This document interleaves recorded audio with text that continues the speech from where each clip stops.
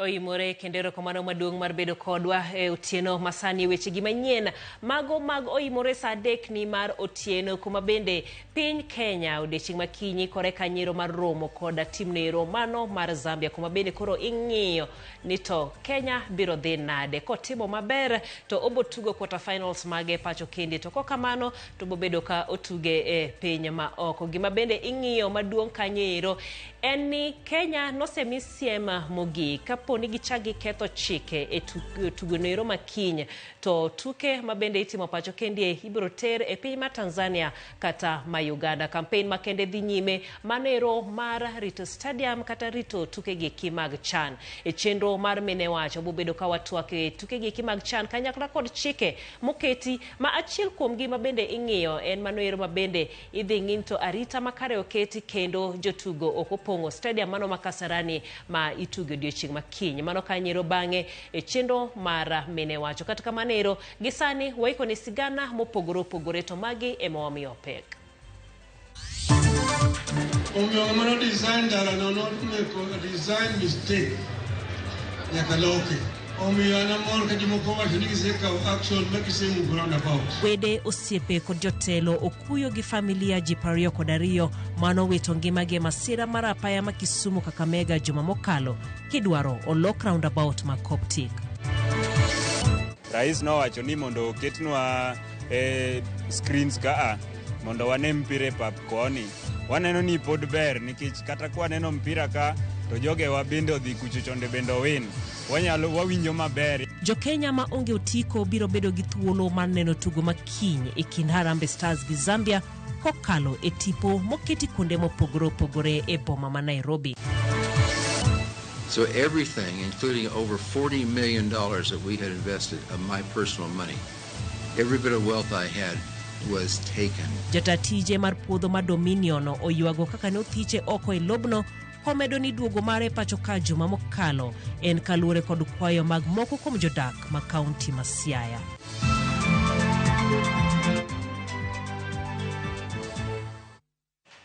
Arwa kimundi bedi kodwa nyaka giko nyinga Jailieta jaloko marwa en Elizabeth Otieno. Rumbi mag lit kod kuyo koko skun primar manaki kinde mane jotelo kotenegi kod ogai mar ODM Raila Odinga. Oriure gi familia mag ji 22 mano wito ngimagi masira mar apaya ma Kisumu Kakamega mano e nyasi makende makanyakla mar alam kod iko jotelogo osingo neno ni familia mowe chien biro yudo sir mowinjore e kinde mane gijiwe weche nyayo kwe e tong dongruok siasa kod tego loch gwenge. Millicent Adhiambo nigi ler mathoth. Ne en lit kod kuyo matamre gi nono e skul primar Manaki kuma ringreji 22 ne onindo e sanduk. Jotelo mowuok kuonde gi kuonde nobiro kanyakla mar kuyo gi familia makoguta e Nyakach mane owito joheragi 27 e masira makoch mar apaya ma Kisumu Kakamega chieng' tich abich juma mokalo. Jotelogo ochwalo otegi mag kuyo. Ang'eyo jok ma onindo gi kendo ang'eyo family gi maber kabisa to koro wan gi kuyo koro wakelo nu kuyo marwa makende. En wach malit ne jokoguta wito dhano 27 at the same time. En lit kod kuyo ne the families mowito dhano 27 gi to inyiso wani e rach kata e ber waduok ne uru Nyasaye erokamano. Atimo mos ahinya ne notimore. Odhiambo sama gino notimore ne wachopo referral hospital. Joma ne pod giweyo watemo kaka wanyalo konyogi. To Nyasaye noseneno ni sa noromo. Omiyo waduoko ne mana erokamano. Wawito ji 27 e ajali motimore Kisumu West. To koro kawuono waiko. Muma nyisowa e Matthew 5:4 ni ka in gi lit makama to Nyasaye ema ywe pi wang'. Kotelnegi kod Gavana Nyong'o oyango ni gisechoko omenda maromo $7 mar siro jogo mowito joheragi, wach mane opuo kod ogai mar ODM Raila Odinga mane oyango kaka en be puoth kane olalo ngimane e apaya onogo higni 30 mokalo. We have 2 families that have total orphans, and I would like to make an appeal that all the children in those homes, these are the type of children who should get 100% bursary. We want to make sure that this money we put in the bank, 7 million Kenyan shillings, is divided and given to the families of the bereaved honestly, transparently, and accountably. Tuatimo mosahinya ni family madudustuka. Kabakte ni timreni anawone ochwadwa thokani. Chon higni chigi 30 mokalo. To nyaka ngima dhi nyime. Emomiyo nyithindo modong kama wekaka kiyegi nyaka somo. Otik somo. Ewi mano, Raila olero ni weche motenore kod tulo mag tong' owinjore otiek chutho mondo kwe oduoge tong' ma Kisumu kod hoho mar okak. We don't want innocent life being lost because of the boundaries. We want this matter to be put to rest once and for all. We want to go and look at proper border demarcation. The boundaries between these districts and provinces of Kenya were done in 1963 under the Boundaries Commission. The beacons are all over the place. And we want the government to bring the officers to ensure to see exactly, locate where the beacons are. And that is what should become the boundary between Nyanza and Rift Valley. Millicent Adhiambo, Ramogi TV, Naki, Kisumu County. Tok masira marapaya manomiyo ji 27 wito ngimagi roundabout ma Coptic wenge mamambo leo. Roundabout no muki otieno gi joma okoyange kaluwore gi 10 county ma Kisumu kod jodak magwengego. Muko mar roundabout no biro konyo duoko chien masiche mag apaya mosebedo katimore kinde ka kinde. Efi Nyakidi ne giler mathoth. Jumachiel tok masira marapaya e roundabout ma Coptic e wangapaya maduong' ma Kisumu kochimo Kakamega ma e chal mar roundabout no. Okinyi makawuono jodak ma e gwengego nochiew kendo yudo komuki. Sasa jana wakati natoka kazi nikienda kwa nyumba nilipata hiyo trailer ya kubomoa hiyo roundabout kama iko hapo. Sijui inaitwa aje, katapila nini hapo. Wakati nilienda nikaanza kusikia ni kama inachimba kitu. Kutoka kuangalia napata inachimba hiyo roundabout. Lakini hiyo roundabout kuchimba mimi nashukuru sana. Kwa sababu hiyo roundabout imeumiza watu wetu wengi sana. Tumepata shughuli imeanza. Asante sana kwa Gavana Nyong'o kwa kushughulikia maisha ya wakazi wa Kisumu. Na ningependelea iwe ni hivi. Action iwe inachukuliwa haraka upesi kuokoa maisha ya wakazi wa Kisumu. Nejodak kata obedo ni roundabout no muki degi her mondo mi duol marango weche mag apaya Kenha kod piny owacho odonjre maneno ni oket rang'uk ng'wech kata bumps e apaya no kaka yor geng'o masiche mag apaya makinde ka kinde. Ndara ne otimo maber kuom ketho nwago uru ka koro osakethene koro geche biro ringo maber ka chopo Kisumu. Accident makae koro biro dok chien. Amor zaidi kendo mondo med loso bumps mondo ajali mang'eny odog chien. Bene wagombo kaneno gole are chon mabeke ka ni serikal ne ritango. Wadaka ka to roundabout ni kende inyo wakae. Koro be ginyalo gole ka nikech koro wachunga kinyi ni wado kosegole utimo no maber.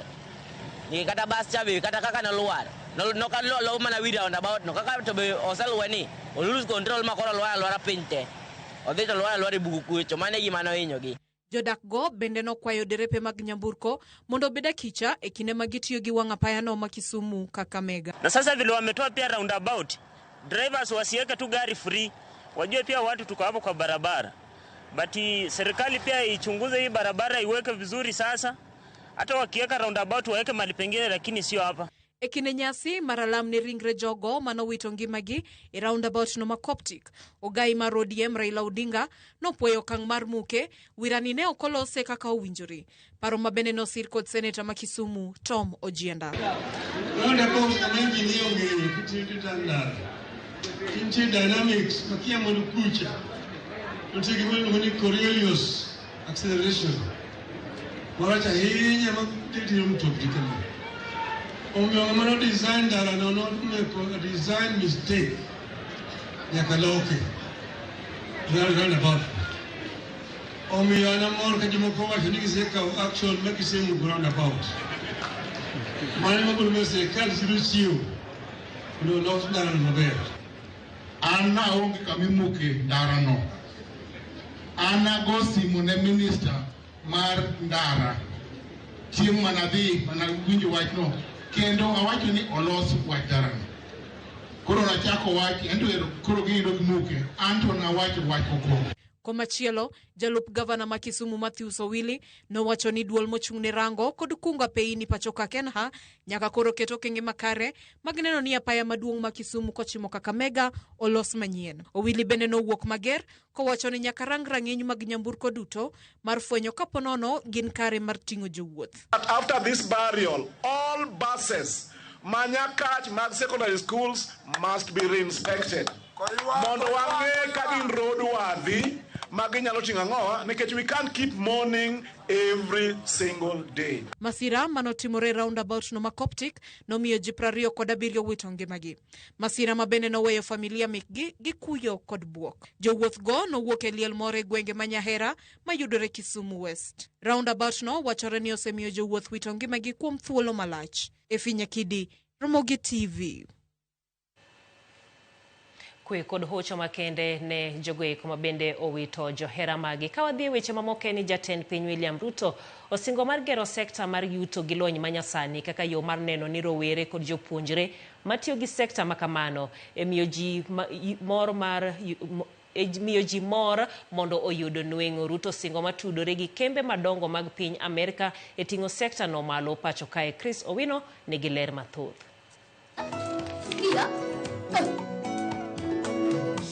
Ikini tuke mag sinema mag skunde sekondar e kar dak matin ma jatend piny Sagana e kaunti ma Nyeri, jatend piny William Ruto osingo maneno ni sinema mag skunde sekondar oket e yor mbui kaka yo mar miyo jopuonjre makamago nweng'o margi. The platform will be live on eCitizen, enabling students, parents and fans to download performances instantly for less than 250 shillings without having to travel to Nairobi, down from the previous 1,000. This is a bold leap forward, replacing DVDs with instant digital access and marking the first step towards building Kenya's own Netflix for local production. Ruto wacho ni sekta mar yuto gi lony manyasani kod thuolo maber mar gero uchumi kaachiel gi chugo thuolo mag tijene rowere ka omiye sir moromo. Our creative and entertainment sector currently contributes only 5% to our GDP and only 0.25% to our total wage employment. This means we are only scratching the surface.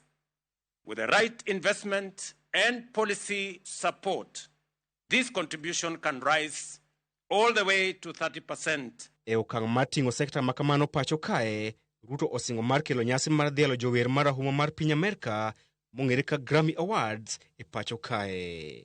And music presents a powerful tool. First in promoting positive tenets and positive values in the community and in the nation. The things that we want to see. Next month in the United States, I will meet with the Recording Academy, organizers of the Grammy Awards, to fast-track plans for establishing world-class studios here in Kenya and to set in motion the journey towards eventually hosting an African edition of the Grammy Awards in Nairobi. Jatend piny bende oyango chenro mar gero studio manyasani mar bero talanta mag rowere e loso wer kaachiel kod sinema. I am directing the Ministry of Youth and Creative Economy to expedite all outstanding steps to deliver a truly state-of-the-art creative experience for our artists, producers, and innovators right here at home. Chris Owino, Ramogi TV. Jalup jatend piny Kithure Kindiki ogolo siem mager ne josiasa machano kelo tulo ahinya tulo ne mapiny Kenya chopo machiegni kod chako campaigns ne yiero maduong' mabiro. Kindiki mane loso Marigat County mabaringo e chenro majiwo mine kod rowere e yor yuto olero ne jogo duto mabiro dwaro piem kod Ruto e yiero mabiro mondo oikre mapek kod agenda margi kendo tim campaigns e yor kwe. Simfos Okinda gi ler mathoth. Yam siasa matutam kauno ne futo e ho marokak bo ma Marigat County mabaringo. Yo siasa kotele gi kod jalup jatend piny Kithure Kindiki omedo pako chenro mag dongruok ma jatend piny William Ruto timo kagi jiwo piny mondo bi oduoke telo. Mimi sijasema watu wasikosoe serikali. Ule akubaliani na serikali aseme akubaliani. Aseme agenda yake. Aseme mimi sitaweka stima. Mimi sitaki mambo ya afya, sitaki wananchi wote wapate afya. Hiyo ndio policy yangu. Kindiki tiyo kod thuolo no mar golo siem ne josiasa mowacho ni ok mor kod kwe manie Kenya kendo chano kelo tulo e kinde campaigns. Mahali walipo wasikie. And this is not, we are not requesting them. We are not requesting that Kenya should be peaceful. We are demanding that Kenya must remain peaceful. It doesn't matter who is elected to what position. Kamano bende onyero joma chano piem kod Ruto e siasa mar 2027 kowacho ni Ruto chanore kendo ok nyal loye. Ati nasikia wakisema ati wanataka kushindana na William Ruto. Na mimi nimewaambia juzi nikiwa pale Tiati. Niliwaambia wale hawajui William Ruto. Hawamjui. Na wamjui vizuri, na kama walimuona usiku. Hawamuelewi. Unajua huyu William Ruto bado hajagurumisha gari yake ya campaign. Bado hajapiga start gari yake ya campaign. Bado hajapiga race gari yake ya campaign. Jaod Bura Kikuyu Kimani Chungwa to dok ne chenro magidhigo nyime mar joyuto mar mine kod rowere gwenge mopogore. Kolero ni omenda magichiwo wuok e ofukgi kendo konego chand ng'ato. Mimi ni mtu ya ng'ombe, mbuzi na nyama. Sasa nikiuza ng'ombe yangu nilete pesa hapa. Huyo mwenye yako Nairobi inamuuma nini? Mimi sijamuuliza pesa yake. Sijamuuliza anipee watoto yake. Sijamwambia hata anipea bibi yake. Josiasa go omedo kwedo kweth mapingo serikal kagi wacho ni kwethno onge agenda malong'o ka ok wach mar pogo oganda kaluwore kod dhoudi magiwuokie. Mwingine kupewa kazi siku 2 amekuwa deputy president ya mwaka 1.5. Si hiyo ni quarter term? Hiyo ni quarter term ama ni one term? Sasa hiyo mtu ya quarter term ati ndiye anasema Ruto one term. Simfros Okinda, Ramogi TV.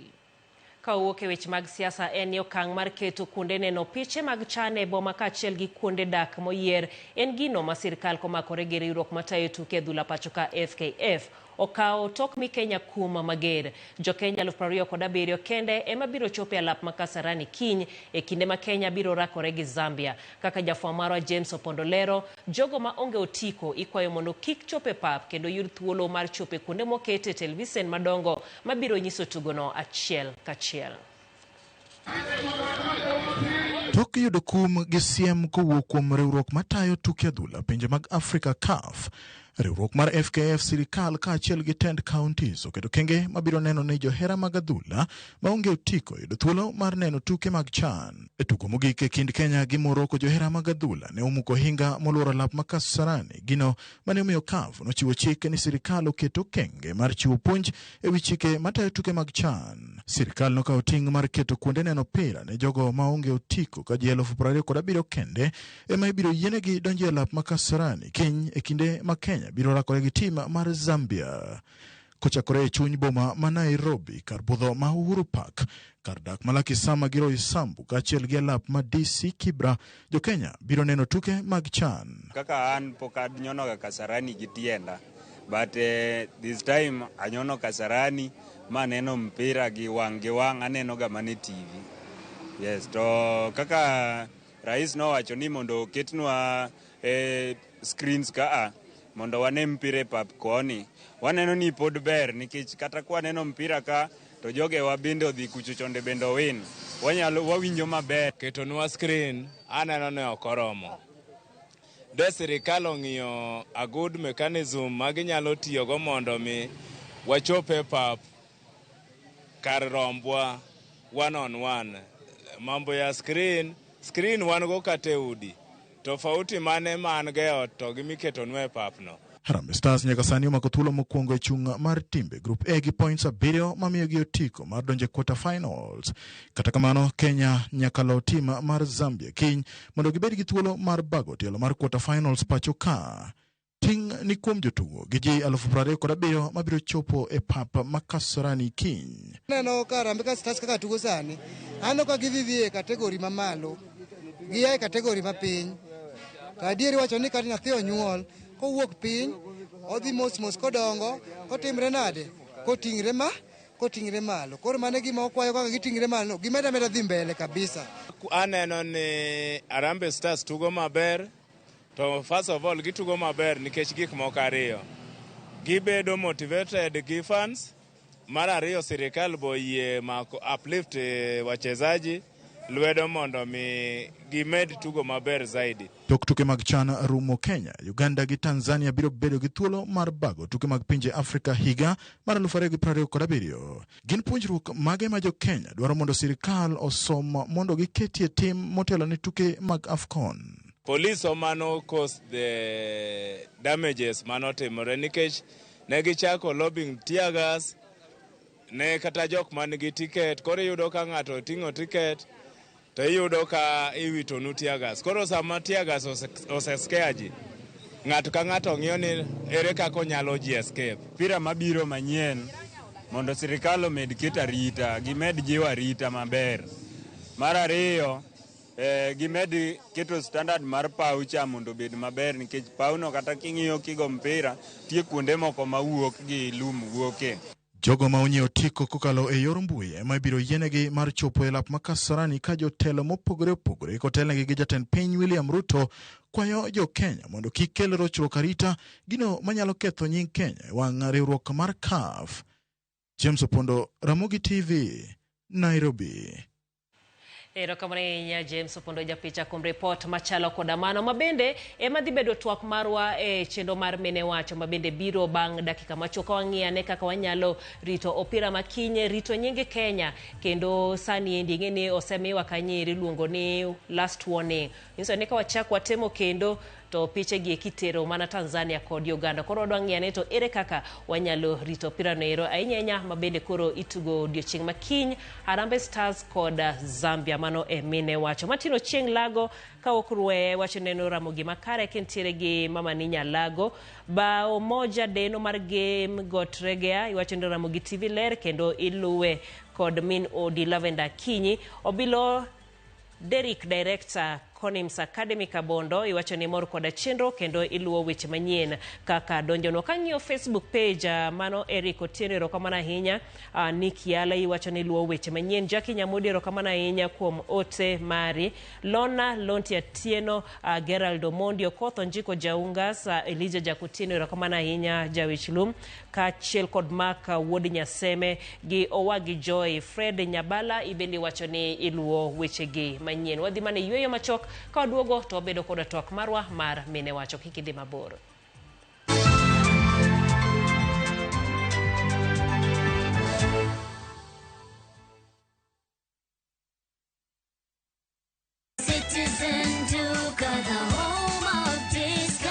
We deliver across Nairobi, Kiambu, Thika Road, and beyond. Shop now on www.citizenduka.com or on the View Sasa app. Citizen Duka, the home of discount.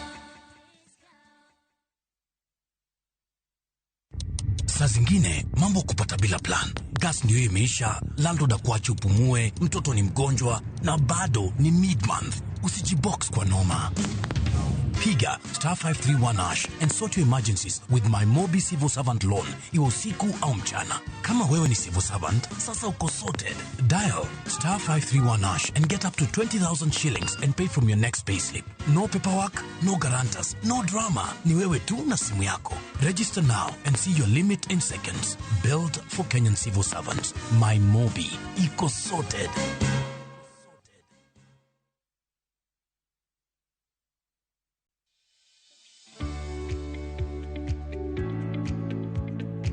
Ti kod yo makare marito cham. Ti gi yath makare manyalo rito cham kaka Skana Super mondo rit cham kuom thuth ketho cham kuom kinde malach. Luri kik ipimo kata rapimo winjore mondo ibed gi rito maber. Ti gi grams 50 kende mar Skana Super kuom guna kilo 90 kata gorogoro 40 mar cham mondo ine ni rito cham e yo makare kendo kuom kinde malach. E in japur mag kothe kaka bando, isebedo kiyudo lal machiegni gi nus mar chambi nikech kute kaka thuth, kata mong'ere kaka osama, ere tiende gimed ketho chambi. Gi Skana Super ma en arita makare mar geng'o kute e idechi. Skana Super, kinga kamili kwa nafaka, a product of Osho Chemical Limited.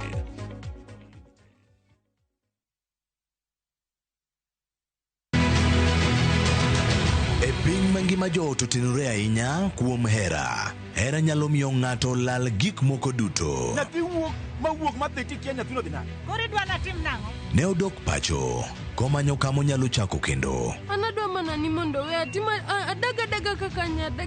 Kata kamano, bedo ng'at ma ng'ato ohero kelo pek moko. Gima jonyuol ni tamo na nyoro. Gima jonyuol ni kamisa nyoro. Hera nyalo miyo ng'ato bed muofu, to tamruok luwo chik nyalo kelo tho. Ng'among'wono ni de. Masira ne chiegni mane ok ginyal ng'eyo. Nosie padonge. Ng'eno kadwa iko ng'ato. Ang'e onge ite. Ewi Nam Cinema, Jumapil, saa 2 kod saa 4 otieno. Mana e Ramogi TV. Introducing Wigo, your trusted ride. The ride with the most reliable, verified, efficient and transparent drivers. With fabulous cashback incentives for passengers, each trip on Wigo feels like an upgrade. Download Wigo from Play Store or App Store or SMS Wigo to 20425 and ride with confidence. Wigo, let's go.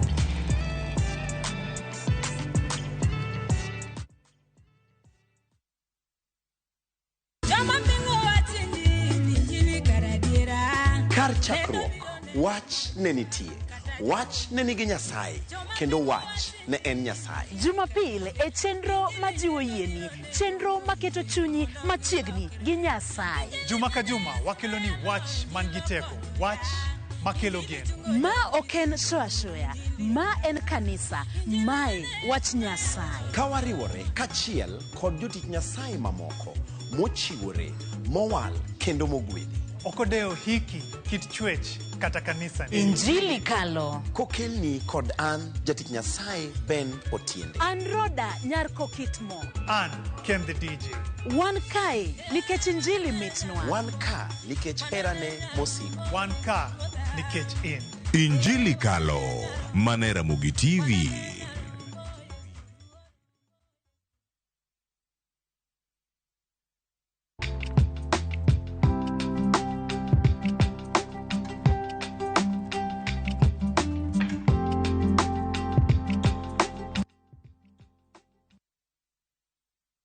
Domana kete e weche manyien mago mag oimore kabede gi kinde ni gin mana seche kaito odiechieng' makiny piny Kenya mano kanyera Harambee Stars romo koda piny mar Zambia. Kata kamano osebedo kum tok kum tugo mokwongo mabende nwatugo gi DRC piny Kenya nogo fwai mano kanyero Jumapil mokalo nochako med fwai machielo kabende koro omi Kenya siem mogik ni kawachakwa nuoyo kendo mano kalwero koda jogo eko mabende nodonje papa moko luwo chike maonge utiko kanyakla kod rocho karita makagi kacha mabende jochan ok omor godo. En campaign mabende osebedo e jumane mangima mano marito uso opira modiechieng' makiny kendo miyo nying Kenya nying mabende oriti ka bende osewach ni inyal mawa tuke modong' kitere pinyno ero mar Tanzania kata mano ero mar Uganda mabende duto te ituge tukege kimag chan. E studio kawuono ni wantiere koda Masi Odhiambo mabende en kocha makojolo mar Harambe mar Gor Mahia Queens mabende wadwaro mondo watwak godo bende kopogore gi mano bende en achiel kuom wanyalo wacho nang'o guides mag FKF Nairobi East Women Representative kaite tuke mag chan gi bende tire kaki konyo guest management guest management machiegni kabisa. Erokamano mar bedo kod Odhiambo makawuono. Erokamano ahinya kendo en berna mar bet kae kawuono kuom nyinga mana kaka iwacho luongo ni Masi Odhiambo. An Nyabondo Sakwa Kosinjo. An kaka mana kaka ni wachono an kojolo mar head coach Gor Queens. Kopogre gi mano kendo achung' ne mine mar mpira FKF Nairobi East Women Representative. Koro ng'eny ji luonga ni Mama County. So en berna e paw opira ka an Mama County to kendo en morna ahinya bedo odiochieng' ma kawuono bedo kae nikech an gi mor mail ahinya ni tim na mar nyiri bende nyoche goyo under 17 tournament Lena School ma bende gibedo joloch odiochieng' ma kawuono. Puochgi pak. Erokamano. Agocho ni to ne ine pa. Yes. Uyudo loch. Awayudo loch.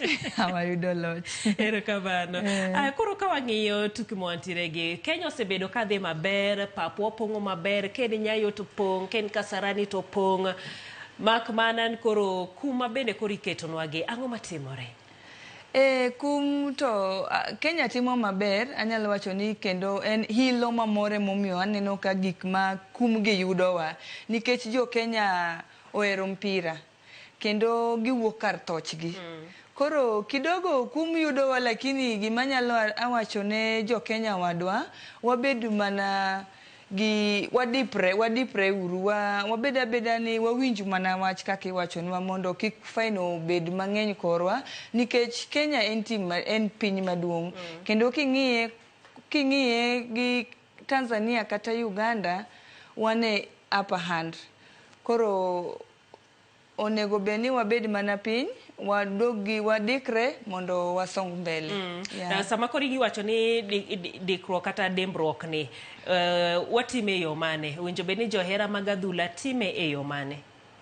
An gima nyalo wacho ni johera wa mag adhula gin gi hilo mana kaka asewachono lakini mondo ing'eni hilo asira ni asara.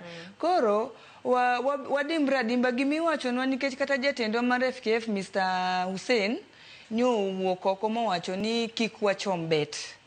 Koro kik wachom bet be momiyo wuok oko ma giyawonwa those screens mano kiny chako tiyo kiny. Koro anyalo kwayo jo adhula ma Kenya nikech pod wan gi mpango ahead in 2017 ntiere AFCON mabiro. Koro ka wadimbre sani waluwo chike kaka jo CAF dwaro gi Federation dwaro as a whole aparo ni wabro songo mbele.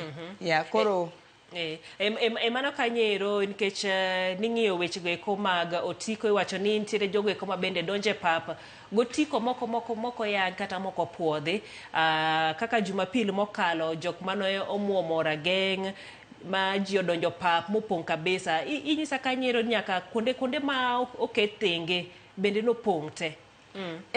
Mano to nyalo wacho ni jo korka ticketing bende aneno ka gima ntiere kuma gidok ok gi lura tirono maber nikech jo Kenya bende ywak ni ka gidwaro ni ok koso margi mar biro e pap maonge ticket but giwacho nang'o kiwinjo achiel kuom ariyo kuom jomobiro neno mpira giwacho ni ok giyud ticket. Sami yaw ticket ko yaw ticket kadong' dakika kidogo kidhi yaw ticket sold out. Koro kanyo be manyalo wacho ni nego be ni wang'i adier nang'o momiyo ticket ni obedo sold out kapok jo Kenya otimruok nade oyude mondo be wapunguza wach mar ni ji donje pap moko maonge tickets. Lakini masigini kata kamano ka onge otiko abire pap manyang'o? nikech ing'eni winjo bed ni donjo ka intiere gotiko sama koro abiro ta onge otiko no ok mano e gik makoro kelo ywaruok. Mano adiera ele momiyo bende atemo wacho ne be jo Kenya kionge tiket gima beno ka otimre maber televisions mang'eny nyiso mipira kionge tiket we wuok oko ne kuma intie nikech be wuok oko no eminyalo mirom gi gimok ni onegi rom godo. Koro anyalo mana be nyiso jo Kenya mohero adhula kionge tiket bede ot kendo era neno ka sirikal otimo maber gi jatendwa Hussein Mohamed ochiwo those televisions. Koro kiny area ma intiere kapo ni ntiere Babadogo ground anywhere ma intiere Jacaranda nitiere town nitiere to adhula bende mana kaka bejo Kenya wacho ni gigombo neno ber kineno kuma ji ng'enye koro mitne koro anyalo wacho ni bende sirikal bende koro temo koro wadhi uru kuonde moyaw nono kionge tiket to ka in gi tiket to wadonjuru e stadium chon imak kari irit mipira.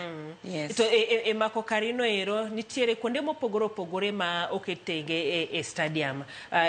Nitiere kar jo regular iwacho nitiere kuonde ka VIP.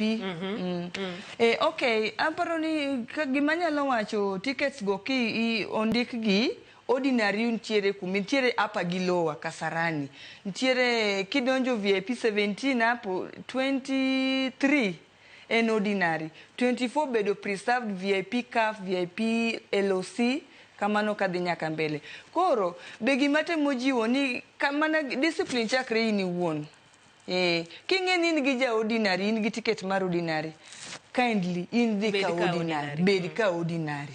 To bende no wacho ni be jo officials maluwo wach mipira ni bende nitie barriers moko mabe onego bende gimedo keto e pap kanyo barriers moketo opogo between ordinary tickets na VIP nini station mondo kik jogo chikre ji chikre nyaka to but mano be pod dhi ni wan wuon an personally onego beda ni gima timo ni oko ber an ng'ama ng'ungu kati kedandiko ordinary jel we adhi ka ordinary bro kelo chik bro kelo timbe bro bedo mabeyo makata gik ma ineno fine moyudo matino tindogi bro onge wan wawegi onego wachikre nikech sani welo ng'iyowa chana kaka timo gigi wacho ni nitiere kaka gipangre nitiere gik ma ging'iyo kopogore gi weche gweko mag kaka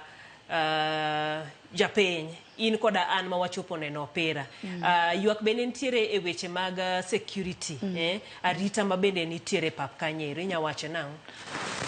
Okay, arita mbe anyalo wacho ni anyalo wuoye wach ge mamoro kod ema nyocha neno ka kendo kelo shida sana weche liche ka ema tulo ni ne nitiere koro an kaka nantiere kanyo an gima no wanyalo wacho ni sympathize ni jo officials mar FKF gi serikal as a whole kor ka security ka bonego gimed jiwo matek kata ka ginyalo medo kata joka wani yeso med mang'eny bed gi stewards bro bedo maber nikech be kata kane wadhi training no konwa ni you should not use the excessive force koro muyo kata jo stewards ng'iya gi wangi iwinjo koro mano be gima sama gineno ka koro ji chikre donjo ka kaka chieng' mar game mar Cameroon ne tek mamoroko no sorry ne tek nikech omiyo gichikre ka gidonjo to be osenyiswa kacha nang'owa ok onego bed ni tiyo gi nguvu matek koro ging'iyo katimruok nade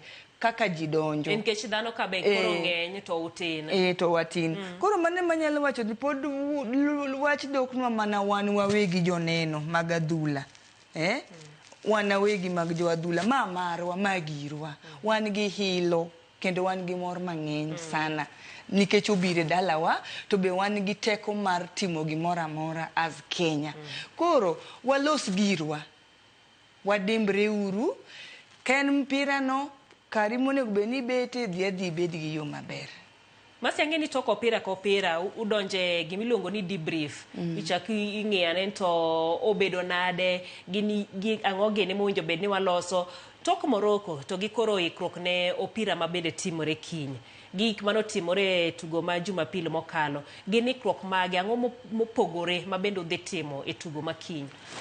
Okay, tugo makiny nyoche wan gi briefing after hiyo game ma Morocco no on Wednesday. Ne wan gi briefing aeto Thursday game otimruok nadi ogo mane wan gi jakaf miluongo ni Dr. Christian ema notimo ne ji briefing mowacho ni mae the last chance mwamiyo Kenyans but ok wabi chake gi game ma Thursday. Koro game ma Thursday ni koro wan watimo gimiluongo ni yani ipangi kaka mondo ibi ichope game ma Sunday gimibiro timo Sunday game. Koro ne nitie changes manobedo manomiwa koro kaka ne ananja guest management adili protocol nini line.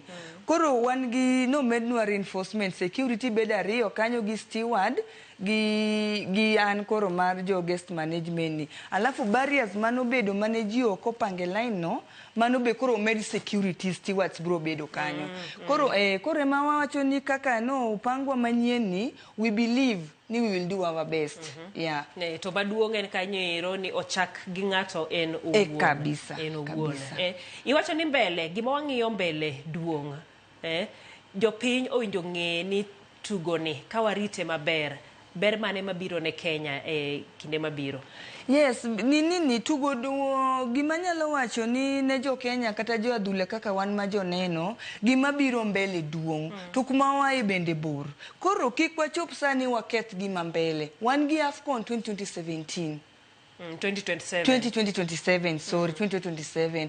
Koro kapo ni watimo maber wanyalo host 2027 iyo ya AFCON. To ka watime marach mana kaka nyisi ni Dr. Christian mar jo CAF wuon no niso wani my last chance momiwa last bullet ma wan godo.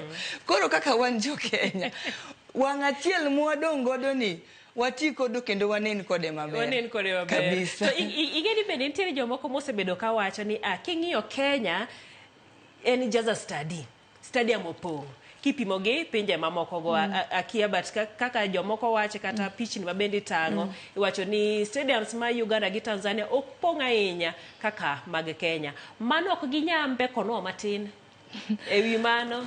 Okay. Mano be gima nyalo wacho ni yani jo CAF kata bonego konywa one ni Kenya ohero adhula. Ok ni gibiro ni gidwa ketho. But Kenya ohero mpira. Kenya ng'eny ji ohero mpira. Nikech kata kineno game manyocha go Nyayo Stadium. Pap no pong' madiwe ni Kenya magocho kono.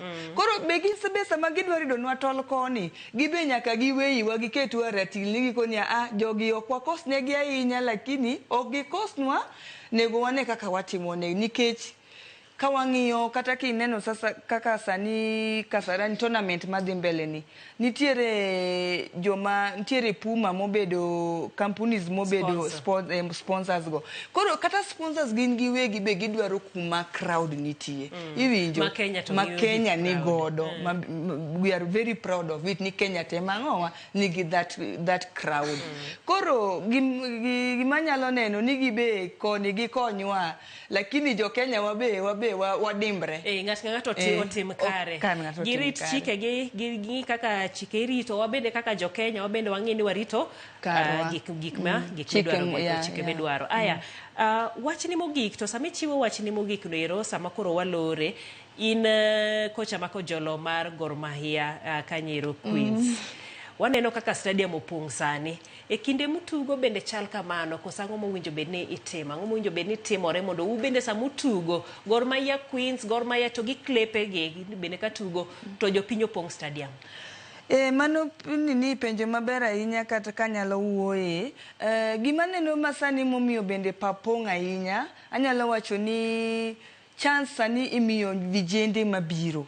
Nikech ino kata kaka Harambee Stars team matugo sani ni gin nyithindo ng'eny giwuok e local clubs. Koro gima nyalo kaka gichako biro gi ilo maiso ni koro mpira machon cha dwe chako duogo. To kochako duogo wanyaka gipiny kaka anachung' ne branch level. Iwinjo. Koro ma akwayo bende jo neno kata jo eradhula matata kata sponsors bendo come in level branch level mondo ing'eni sponsor kantiere kamoro luongo ber bire luongo ji emitne bende koro mane gima nyalo wacho ni kata kaponi kaka wachake malo international level oduog nyaka ng'owa e local clubs nyaka e branches level mondo wa support nyithindogi. Erokamano maduong' mano kanyero Masi Odhiambo kocha mako jolo mano mar Gor Mahia Queens mabende waloso godo kanyero ewi tugo ne makiny kanyakla koda chike mabende koro chano ketro gi fwai mabende isiki goyo piny Kenya. Kwayo maduong' en ni kiny walu chike jogo eko mabende nitiere go tiko ma oyudi e mbui ema chope pap jogo eko mabende dong piny owacho oseketo tipo television kuonde mopogore opogore boma ma Nairobi kata kuminyalo nene mopogore kod chope pap kanyero nikech gik ma ong'iyo mbele kendie ng'eny kendo odhuro. Erokamano maduong' Masi kuom bedo kodwa. Jano marwa kik idhi mabor wadogo gi weche manyien mamoko.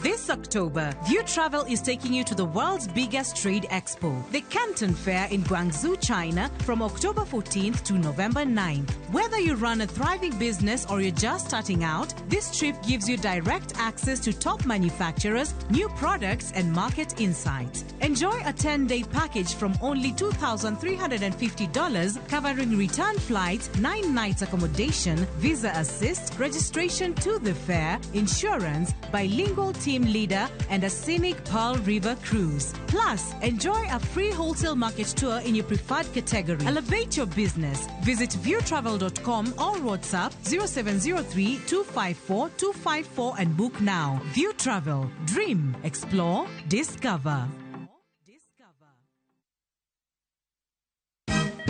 Siku njema huonekana asubuhi. Kabisa Anuari. Amangana gao. Seti him. Chamige. We museo. Kenya nzima tunasema jambo Kenya. Wax. Tiki. Taka. Twende sana my people. Hapa ndo nyumbani kwa muziki wa Afrika Mashariki na malezi ya vipaji. Sasa tuko tayari ku drive on. Mibibi na mijize. Leteni porojo sasa. Kwa habari za kuaminika kutoka kila pembe ya nchi. Are you ready? Leo kati ya Ingwe na Gor Serikali. Hapa ndio home. Wawa. Radio Citizen. Radio number 1. Radio number 1.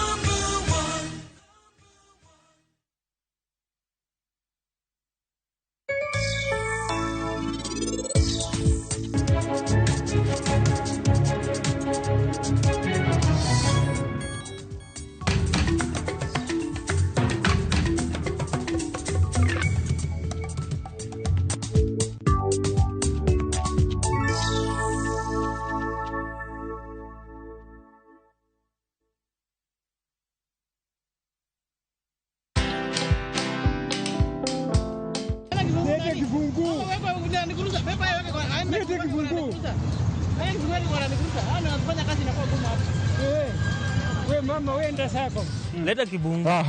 Leta kibungu. Leta kibungu. Rada bro. Leta kibungu man. Tulia bro, tulia. For me, I feel like this is the best time now, Brayo, to tolee helmet. At least to kuone venye unakaa bro.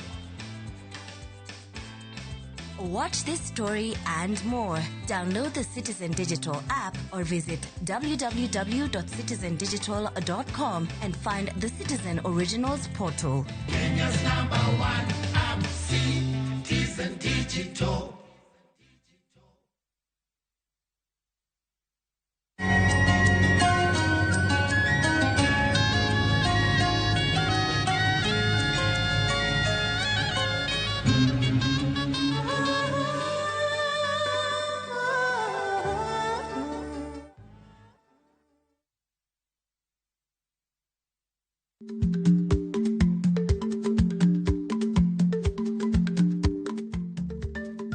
Nyako muol kadonjo, matiende ni, bedo ni ng'ato ling' e kinde ma owendo, ok ofulo ni omuol. Samoro en kod kido mamoko.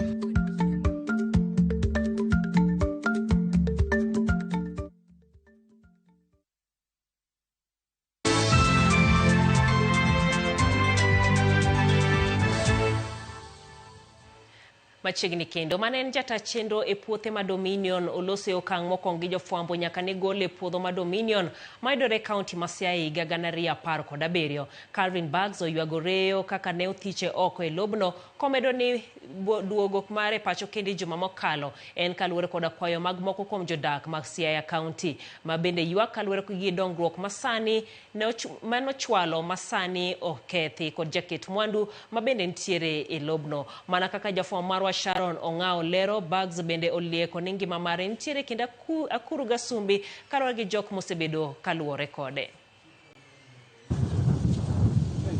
Bang' thuolo mar higni 8 bang' wuok e puothe ma Dominions, mane en jata chenro mar Dominion Farms Calvin Burgess wacho no nyalo mana gombo duogo kendo mar keto mwandu e pacho kae mana kaluasi ni kare. Siaya was prospering when we were there. If they have me come back, it'll be operated again as a PBO. Understanding? No cheating. Understand? No bribes. Not to anyone. I never paid a bribe to anyone. Burgess ohum nono kaka ne othiche oko e puothe ma Dominions. Kaka takamano. Oyango ni duogo mare e pachoka en kaluwore kod kwayo mag jodak e county ma Siaya. So the local people, they said, would you please come? They begged me for months. Would you come? Would you come? Would you come? And finally last week I said, yes, I'll come. The MCAs at the time, not the ones now, okay? And the governor, not the governor now, were going to take me out. They brought the government bulldozer to my compound. We called the embassy, they called the whoever, administrative police, and we fled at 3 o'clock in the morning.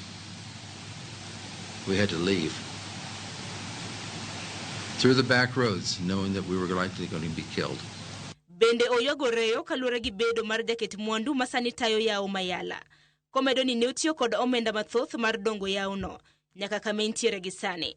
Bende yango ni nyaka ne oduoge piny Kenya. Oseromo gi jotelo mamoko mawuok e county ma Siaya madwaro ni oduog kendo mar keto mwandu e county no. Mr. Rye took the land with nothing in the Constitution backing it up. So everything, including over $40 million that we had invested of my personal money, every bit of wealth I had was taken. If Governor Ringo backed me, he's basically sent the message to that he is 100% for me. Dr. Abreu got a hold of me the other day, and he said, absolutely, Calvin, get back here. And he says, I've talked to my brother, and you know who his brother is. And said, he's 100% for it. Let's go get it done. Burgess masani en jahiga 74. Oyango ni ngima ne nitiere kinda kuru gi Asumbi. Kaluwore kod jogo eko mosebedo kalawore kode. Sharon Ong'ao, Ramogi TV.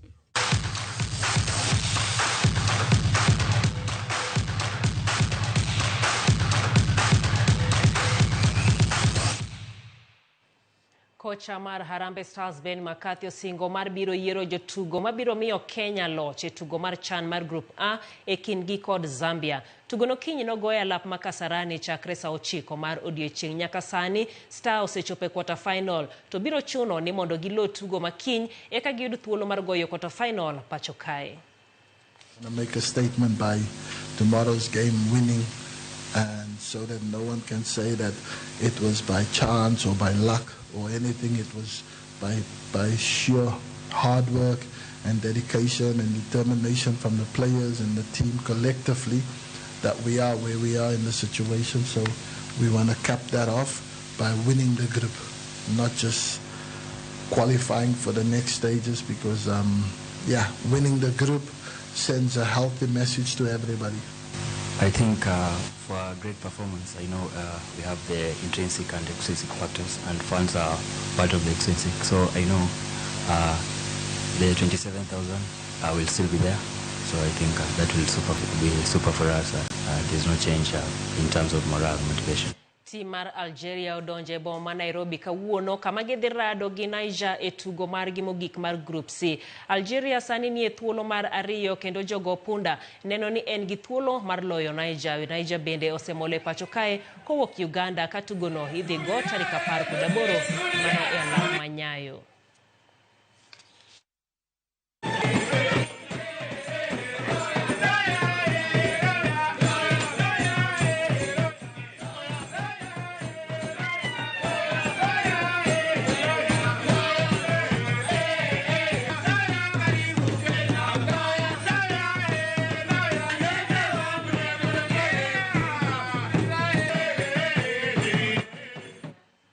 Nyar Kenya Faith Kipyegon noloyo e ng'wech mar mita 3,000 e Silesia Diamond League odhiambo makawuono.